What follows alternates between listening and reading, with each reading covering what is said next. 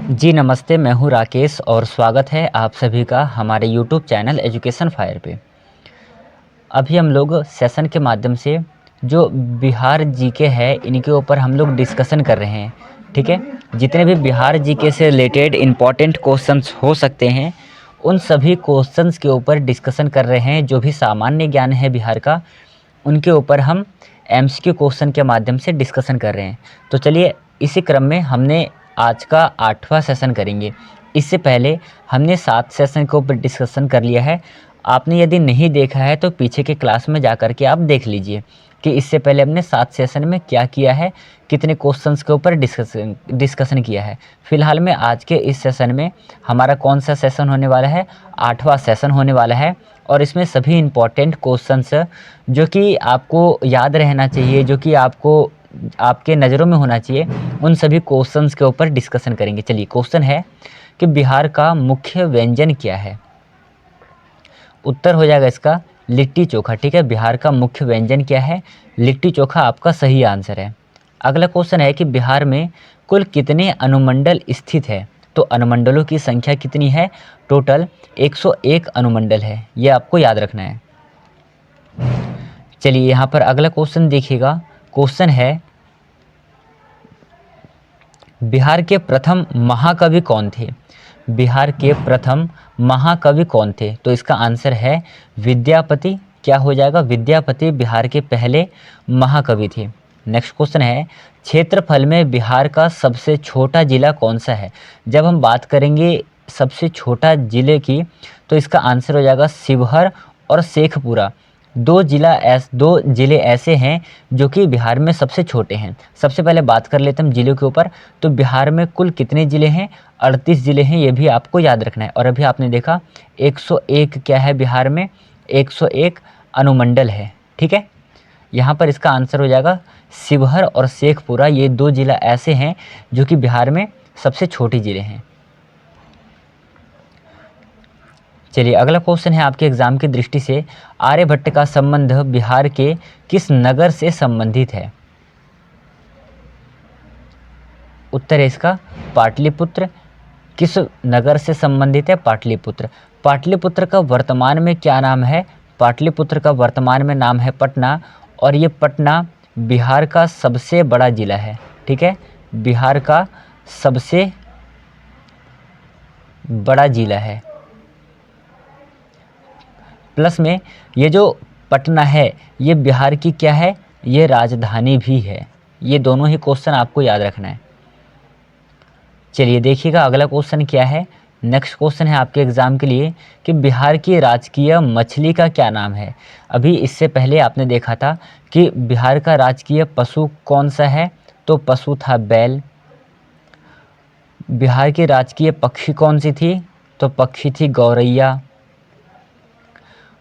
राजकीय फूल कौन सा था, राजकीय फूल था गेंदा, ठीक है।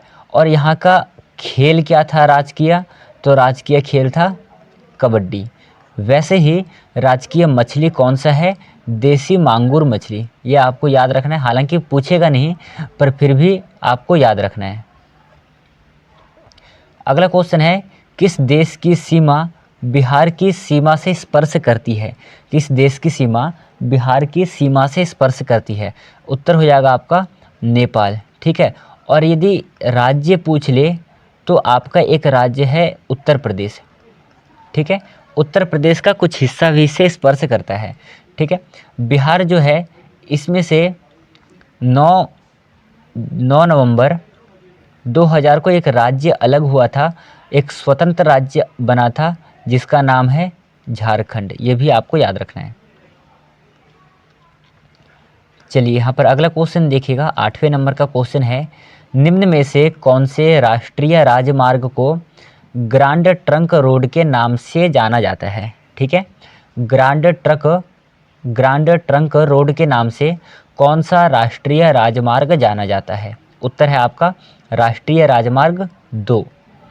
नेक्स्ट क्वेश्चन है बिहार के किस स्थान पर महावीर का जन्म हुआ था। मोस्ट इम्पॉर्टेंट क्वेश्चन है, इसका उत्तर हो जाएगा वैशाली, ठीक है। वैशाली में जन्म हुआ था और वैशाली उस समय का क्या था, उस समय का गणराज्य था। ये भी आपको याद रखना है। चलिए अगला क्वेश्चन क्या है आपके लिए। अगला क्वेश्चन हो जाएगा आपके एग्जाम के दृष्टि से कि बिहार में चीनी मिट्टी कहाँ पर पाई जाती है। मोस्ट इम्पॉर्टेंट क्वेश्चन है, बताइएगा बिहार में चीनी मिट्टी कहाँ पर पाई जाती है। सही उत्तर है भागलपुर व मुंगेर में। ठीक है, भागलपुर व मुंगेर में चीनी मिट्टी पाई जाती है। ऑप्शन यहाँ पर ये ध्यान रखना है। चलिए अगला क्वेश्चन कौन सा है। अगला क्वेश्चन है कि बिहार की पहली मैथिली फिल्म कौन सी है। बिहार की पहली मैथिली फिल्म कौन सी है। उत्तर हो जाएगा आपका कन्यादान। जो मूवी है वो बिहार की पहली फिल्म है। पहली कौन सी मैथिली फिल्म है, ये भी आपको याद रखना है। और ऐसे जो ब्लैक एंड वाइट जो मूवी बना था सबसे पहले कौन सा था, तो मूवी का नाम था राजा हरिश्चंद्र। अगला क्वेश्चन है बिहार का राजकीय गीत किसने लिखा है। राजकीय गीत लिखा है सत्यनारायण ने। ठीक है, राजकीय गीत किसने लिखा है, सत्यनारायण ने। नेक्स्ट क्वेश्चन है आपके एग्जाम के लिए, बिहार के प्रमुख गायक का क्या नाम है। उत्तर है आपका भरत शर्मा व्यास। ठीक है, क्या नाम है, भरत शर्मा व्यास। नेक्स्ट क्वेश्चन है बिहार के किस स्थान पर भगवान बुद्ध को ज्ञान प्राप्त हुआ। उत्तर है आपका बोध गया में ज्ञान प्राप्त हुआ था। किस वृक्ष के नीचे, तो पीपल वृक्ष के नीचे ज्ञान प्राप्त हुआ था। ठीक है, अब यहाँ पर प्रश्न कैसे बनते हैं ये देखिए। सबसे पहले ज्ञान की प्राप्ति उनको बोध गया में हुआ है, पीपल वृक्ष के नीचे। और सबसे प्रथम जो उपदेश है वो कहाँ पर दिया था उन्होंने, सारनाथ में उपदेश दिया था। ठीक है, ये क्वेश्चन आपके एग्जाम के लिए इम्पोर्टेंट है। और जब उन्होंने प्रथम उपदेश दिया तो इसमें इसमें चार आर्य सत्य बताए। कितने आर्य सत्य बताए, 4 आर्य सत्य बताए इन्होंने। 4 आर्य सत्य कौन कौन से थे, 4 आर्य सत्यों में से दुखों के ऊपर इन्होंने डिस्कशन किया है। और उनमें से सबसे पहला कौन सा था, तृष्णा। कि भाई मनुष्य के अंदर सब कुछ खत्म हो जाता है पर ये जो तृष्णा है ये कभी खत्म नहीं होता है। और यदि आप एनसीईआरटी में देखोगे तो वहाँ पर तृष्णा को तृष्णा लिखा है, ऐसे तृष्णा इस शब्द का भी यूज किया है। तो वो आपको 4 ऑप्शन दे देगा कि बताइए इनमें से कौन सा सही है। तो ये वाला भी सही है तृष्णा, और ऐसा भी सही है तृष्णा। चलिए अगला क्वेश्चन है बिहार का पवित्र पर्व कौन सा है। बिहार का पवित्र पर्व कौन सा है। उत्तर हो जाएगा आपका बिहार का पवित्र पर्व है छठ पूजा। ठीक है, इसमें किसकी पूजा होती है, तो सूर्य देव की पूजा होती है। ये भी आपको याद रखना है। और ये दीपावली के किसके, दीपावली के ठीक 6 दिन बाद मनाया जाता है, इसलिए हम क्या कहते हैं, छठ। चलिए अगला क्वेश्चन देखिएगा। नेक्स्ट क्वेश्चन है आपके,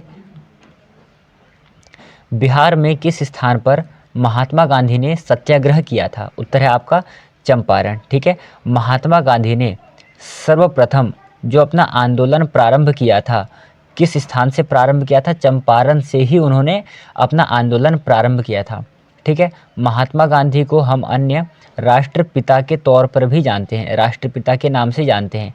इनका जन्म कब होता है, 2 अक्टूबर को इनका जन्म होता है। और 2 अक्टूबर को ही अभी क्या मनाया जाता है, 2 अक्टूबर को स्वच्छता अभियान चलाया गया था। स्वच्छता अभियान किसके द्वारा चलाया गया था, तो ये माननीय प्रधानमंत्री नरेंद्र मोदी जी के द्वारा चलाया गया था। 2 अक्टूबर 2014 से ये अभियान प्रारंभ होता है।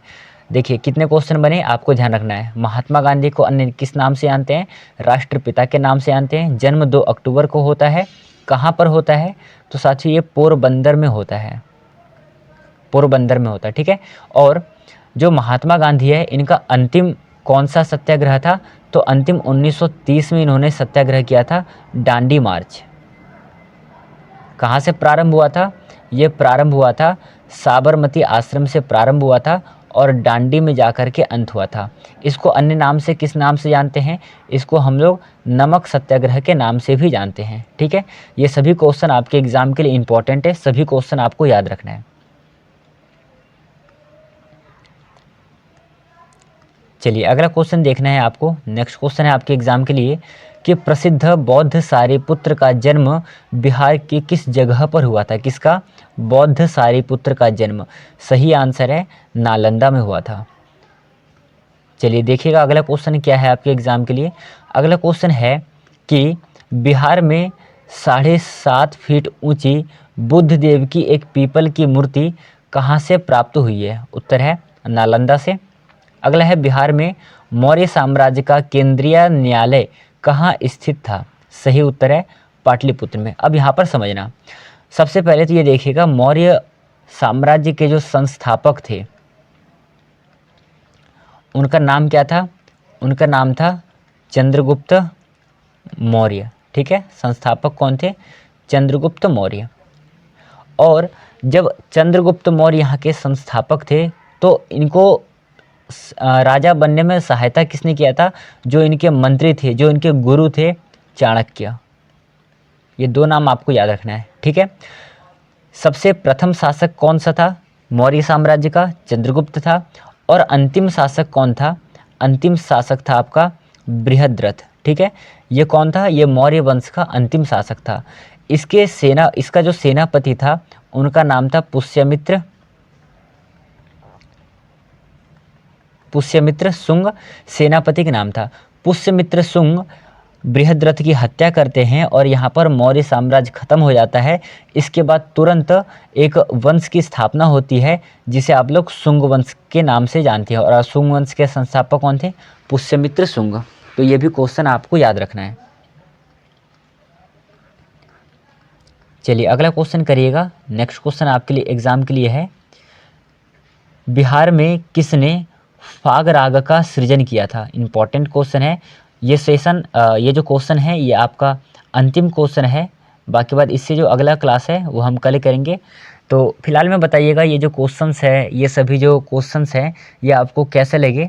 इसका आंसर हो जाएगा महाराजा नवल किशोर सिंह। इस क्वेश्चन का आंसर है नवल किशोर सिंह। आज के इस सेशन से हमने इंपॉर्टेंट 20 क्वेश्चंस के ऊपर डिस्कशन किया है। सभी क्वेश्चन इनमें इंपॉर्टेंट थे, सामान्य ज्ञान से रिलेटेड सभी क्वेश्चन थे। आज का ये वीडियो आपको कैसा लगा इसका जवाब आप हमें कमेंट बॉक्स में बताएंगे, और जो भी गलत हो उसे भी आप कमेंट सेशन में मेंशन करना है। ठीक है, चलिए मिलेंगे कल के सेशन में। आई होप कि आप सभी अपने कॉपी में लिख रहे होंगे, आप एक नोटबुक तैयार कर रहे होंगे, ऐसा मैं उम्मीद करता हूँ। ठीक है, चलिए मिल लेंगे कल के क्लास में।